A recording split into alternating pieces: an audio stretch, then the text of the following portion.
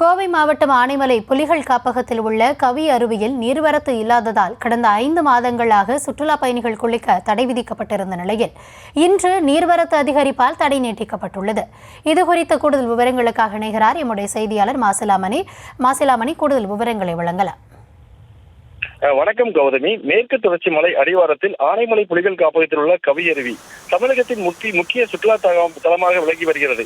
இந்த அருவியில் தண்ணீர் வரத்து இல்லாமல் கடந்த 5 மாதங்களாக சுற்றுலா பயணிகளுக்கு அனுமதியின்றி அருவி மூடப்பட்டிருந்தது. இந்த நிலையில் கோவை மாவட்டத்திலும் இன்றும் நாளையும் ரெட் அலர்ட் அறிவிக்கப்பட்டுள்ள நிலையில் வால்பாறை, ஆனைமலை உள்ளிட்ட மேற்கு தொடர்ச்சி மலைப்பகுதிகளில் நேற்று அதிகாலையிலிருந்தே மழைப்பொழிவு அதிகரித்து காணப்பட்டது. இதன் காரணமாக அருவிக்கு நீர்வரத்து அதிகரித்தது.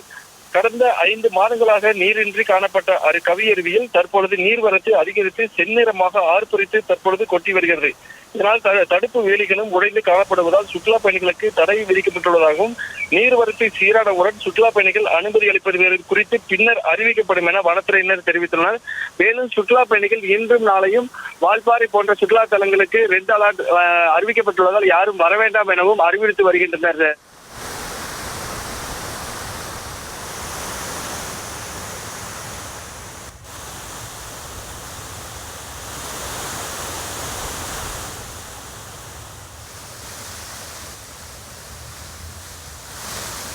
விவரங்களுக்கு நன்றி மாசிலாமணி.